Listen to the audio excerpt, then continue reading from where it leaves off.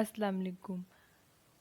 आज का हमारा जो टॉपिक है human development growth and community based rehabilitation के अंदर डैट इज़ स्पाइना बाइफिडा।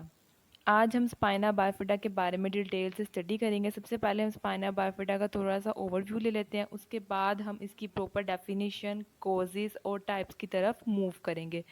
सबसे पहले हम बात करते हैं स्पाइना बाइफिडा की डेफिनेशन की कि ये होता क्या है। स्पाइना बाइफिडा में क्या होता है बेसिकली कि जब बच्चा पैदा होता है तो उसकी बैक के ऊपर, जैसे आपको ये पिक्चर में भी नज़र आ रहा है, एक सैक लाइक स्ट्रक्चर मौजूद होता है। इस सैक लाइक स्ट्रक्चर के अंदर स्पाइनल कोड या स्पाइनल कोड से निकलने वाली नर्व्स भी हो सकती हैं। ठीक है, ज़रूरी नहीं है कि स्पाइनल कोड और स्पाइनल कोड से निकलने वाली नर्व्स इसके अंदर होंगी। ठीक है, हो भी सकती हैं और नहीं भी हो सकती, लेकिन अगर इसके अंदर होंगी तो क्या होगा कि जो बच्चे का लोअर लिम्ब है वो पैरालाइज होगा और बाउल और ब्लैडर कंट्रोल फंक्शन लॉस होगा, क्योंकि जो स्पाइनल कोर्ड से नर्व निकल के जिन्होंने नीचे बाउल ब्लैडर कंट्रोल फंक्शन को कंट्रोल करना था, लेग्स की मूवमेंट को कंट्रोल करना था, वो इस सैक के अंदर आकर डैमेज हो गई हैं। इस वजह से बच्चा पैरालाइज भी होगा और साथ में उसका बाउल और ब्लैडर कंट्रोल फंक्शन भी लॉस होगा। ठीक है, अब हम बात कर लेते हैं इसकी डेफिनेशन की। ये एक कॉम्प्लिकेटेड बर्थ डिफेक्ट है, जैसे कि मैंने बताया कि जब बच्चा पैदा होता है तो उसको ये डिफेक्ट होता है। ठीक है,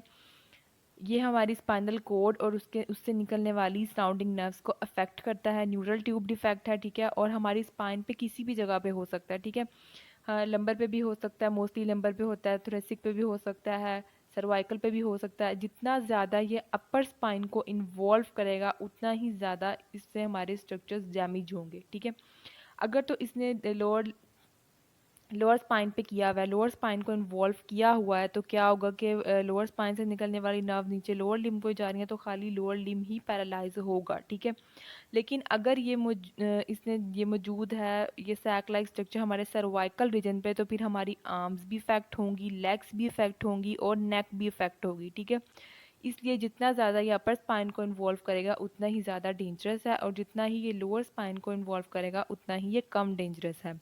अब हम नेक्स्ट मूव करते हैं इसकी कोजेज़ की। कोजेज़ जो है अब तक इसकी अननोन है। ठीक है, स्पाइना बाइफिडा की कोज अननोन है, लेकिन सिर्फ ये कहा जाता है कि जब बच्चा मदर की वोम के अंदर डेवलप हो रहा होता है तभी कोई ऐसी कंडीशन होती है जिसकी वजह से उसको स्पाइना बाइफिडा हो जाता है। ठीक है, या तो उसकी जो बैक बोन्स हैं वो प्रॉपरली बनी नहीं होती, या अगर बनी होती हैं तो स्पाइनल कोड के लेवल के ऊपर प्रॉपरली क्लोज नहीं हो पाती। ठीक है, और बच्चा जब फिर पैदा होता है तो उसकी बैक के ऊपर एक सैक लाइक स्ट्रक्चर मौजूद होता है जिसके अंदर नर्व्स और लिक्विड वगैरह होता है उस सैक लाइक स्ट्रक्चर के अंदर। ठीक है, अगर तो नर्व्स उसके अंदर सैक के अंदर मौजूद हैं तो जाहिर सी बात है वो डैमेज होंगी और फंक्शन को भी ख़राब करेंगी, जैसे मैंने अभी बताया।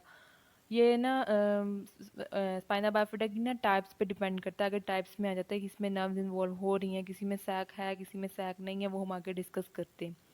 ये बात वही बताया हुआ है कि कभी कभार इस तरह होता है कि सैक नहीं होता, बच्चे की बैक के ऊपर कोई भी सैक लाइक स्ट्रक्चर मौजूद नहीं होता, सिर्फ जो न वो जो बोन्स हैं वो प्रॉपरली क्लोज नहीं हो पाती। ठीक है, जिसकी वजह से स्पाइनल कोड अनप्रोटेक्टेड होती है और इजीली डैमेज हो सकती है।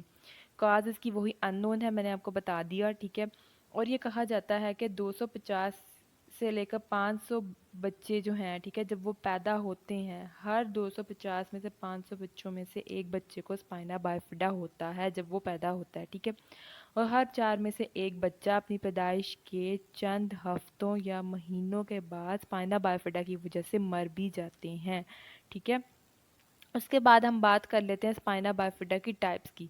स्पाइना बाइफिडा की 3 टाइप्स हैं: spina bifida occulta, spina bifida cystica with meningocele and spina bifida cystica with myelomeningocele. Moving towards the types of spina bifida, सबसे पहली टाइप है spina bifida occulta. Spina bifida occulta जो ये mildest type है, मतलब ये इतनी सीवियर नहीं होती, इसको हम हिडन स्पाइना बाइफिडा भी कहते हैं। हिडन स्पाइना बाइफिडा क्यों कहते हैं? क्योंकि इसके अंदर बच्चे की बैक के ऊपर कोई भी सैक लाइक स्ट्रक्चर मौजूद नहीं होता है। डायग्राम में भी तीनों स्पाइना बाइफिडा की टाइप्स को शो किया गया। जो फर्स्ट टाइप है स्पाइना बाइफिडा ओकल्टा, पिक्चर में आपको नजर आ रहा होगा कि बच्चे की बैक के ऊपर कोई भी सैक लाइक स्ट्रक्चर मौजूद नहीं है। ठीक है, इसलिए हम इसको हिडन स्पाइना बाइफिडा भी कहते हैं। इसमें सिर्फ क्या होता है कि बोन्स प्रॉपरली क्लोज नहीं हो पाती हैं, स्पाइनल कोड के लेवल के ऊपर बस वहाँ पे स्पाइन में एक छोटा सा गैप रह जाता है। ठीक है, और जाहिर सी बात है जब बैक के ऊपर कोई ओपनिंग नहीं है तो स्पाइनल कोड और नर्व्स वगैरह भी डैमेज नहीं होगी, वो नॉर्मल होंगी। ठीक है, अगली टाइप है इसकी स्पाइना बाइफिडा सिस्टिका विद मेनिंजियोसोल। इसमें क्या होता है, इसमें बच्चे की बैक के ऊपर सैक लाइक स्ट्रक्चर तो मौजूद होता है, लेकिन उस सैक लाइक स्ट्रक्चर के अंदर स्पाइनल कोड या स्पाइनल कोड से निकलने वाली नर्व्स इन्वॉल्व नहीं होती। ठीक है, नर्व्स इन्वॉल्व नहीं होंगी तो जाहिर सी बात है ना वो नर्व्स डैमेज होंगी ना उनका आगे से फंक्शन डैमेज होगा। यहाँ पे आपको सेकंड डायग्राम जो है वो मेनिंजियोसोल की दिखाई हुई है, उसके अंदर आपको नज़र आ रहा होगा कि इसके अंदर बच्चे की बैक के ऊपर सैक लाइक स्ट्रक्चर मौजूद है, लेकिन उसके अंदर नर्व्स इन्वॉल्व नहीं है। नेक्स्ट हम बात करते हैं स्पाइना बाइफिडा सिस्टिका विद माइलोमेनिंजियोसोल। ये सीरियस टाइप है स्पाइना बाइफिडा की। इसमें बच्चे की बैक के ऊपर सैक लाइक स्ट्रक्चर भी होता है और उस सैक लाइक स्ट्रक्चर के अंदर स्पाइनल कोड या स्पाइनल कोड से निकलने वाली नर्व्स भी शामिल होती हैं।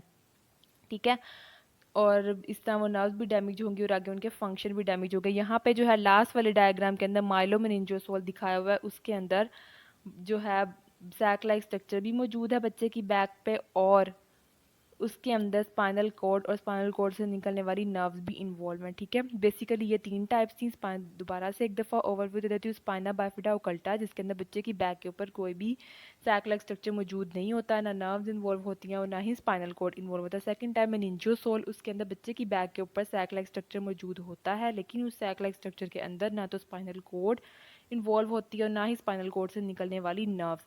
Last and serious type is myelomeningocele, जिसके अंदर बच्चे की बैक के ऊपर सैक लाइक स्ट्रक्चर भी इन्वॉल्व होता है और उस सैक लाइक स्ट्रक्चर के अंदर स्पाइनल कोड या स्पाइनल कोड से निकलने वाली नर्व्स भी इन्वॉल्व होती हैं।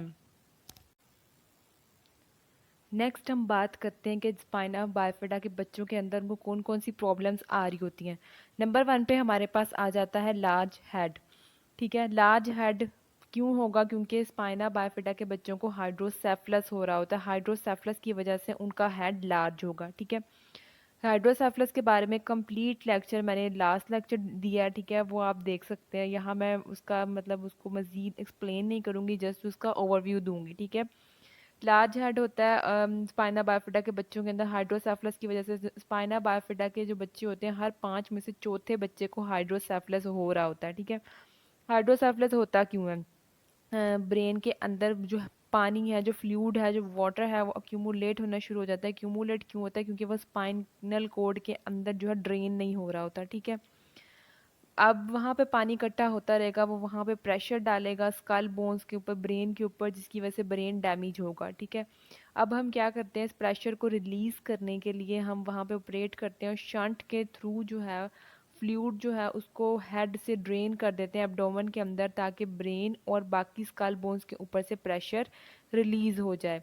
नेक्स्ट आ जाता है हमारे पास legs that do not move. ठीक है, इसमें क्या होता है कि हमने स्टार्ट में बात की थी कि लेग्स मूव नहीं करती बच्चे की, क्योंकि लोअर लिम्ब से नीचे जो नर्व्स जा रही थी जिन्होंने ब्लैडर एंड बाउल कंट्रोल करना था। ठीक है, और साथ में जो है मूवमेंट करनी थी, वो डैमेज हो गई है। अब ना तो बच्चा मूव कर पाएगा, उसकी लेग्स मूव नहीं करेंगी और ना ही उसके अंदर बाउल एंड यूरिन कंट्रोल होगा। ठीक है, थर्ड पॉइंट आ जाता है डिफॉर्म्ड लेग्स एंड फीट। बच्चे की जो लेग्स और फीट हैं वो डिफॉर्म होंगी। इसकी दो वजह हो सकती हैं, एक तो ये कि बच्चे का ब्रेन डैमेज है जिसकी वजह से मसल वीकनेस है। दूसरी वजह ये हो सकती है कि कॉन्जेनिटली बच्चा जब पैदा हुआ तो उसकी हिप डिसलोकेशन थी या क्लब फुट था। क्लब फुट में बच्चे का जो पाँव है ना वो अंदर की तरफ मुड़ा हुआ होता है। फिर हम क्या करते हैं कि ऑपरेट करके हिप डिसलोकेशन को ठीक करते हैं, साथ में जो क्लब फीट है उसको भी उसका पाँव सीधा कर देते हैं, जिसकी वजह से भी बच्चा खड़ा हो सकता है। ठीक है, poor urine and bowel control होता है, ये मैंने पहले बता दिया। ठीक है, फर्दर प्रॉब्लम्स कौन कौन सी आ रही होती हैं ना, इसमें आ जाता है सबसे पहले urinary infections and kidney damage.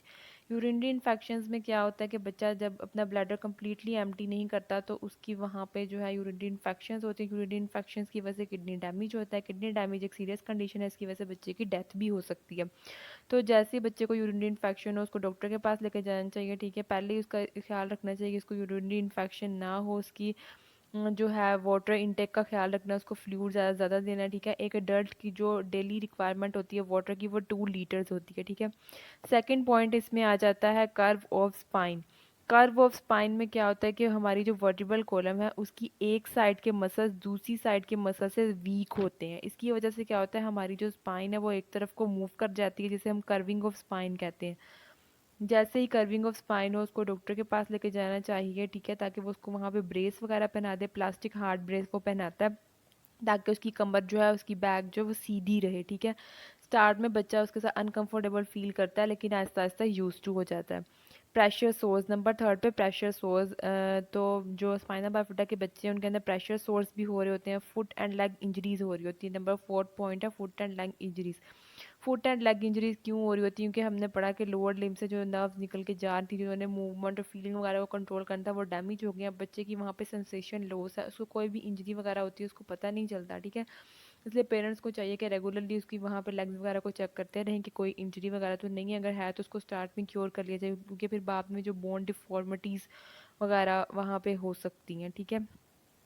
Number 5 पे हाइड्रोसेफलस को मैं डिटेल में डिस्कस कर लिया। हाइड्रोसेफलस के लिए हमें क्या करना चाहिए कि बच्चे के हेड का जो साइज़ है ना उसको मेजर करते रहना चाहिए। अगर वो नॉर्मल से ज़्यादा हो या हेड स्वेल हो तो उसको भी वहाँ पे डॉक्टर के पास लेकर जाना चाहिए ताकि वो ऑपरेट करके शंट डाल दें।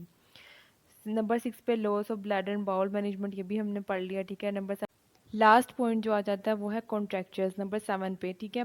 कॉन्ट्रैक्चर्स जो है वो बन रहे होते हैं स्पाइना बाइफिटा के बच्चों के अंदर, क्योंकि उनके अंदर मसल वीकनेस है, मसल्स की स्पास्टिसिटी हो जाती है उनके अंदर, इसकी वजह से कॉन्ट्रैक्चर बन रहे होते हैं। 3 तरह के कॉन्ट्रैक्चर बन रहे होते हैं स्पाइना बाइफिटा के बच्चों के अंदर, knee flexion contracture, hip flexion contracture और ड्रॉप्ड फीट कॉन्ट्रैक्चर। इन तीनों किस्म के जो हमारे पास कॉन्ट्रैक्चर बन रहे हैं नी में, हिप में और फीट में, इनसे प्रिवेंट करने के लिए हमें बच्चे की जो है वो स्ट्रेचिंग एक्सरसाइज करवाते रहना चाहिए, ठीक है।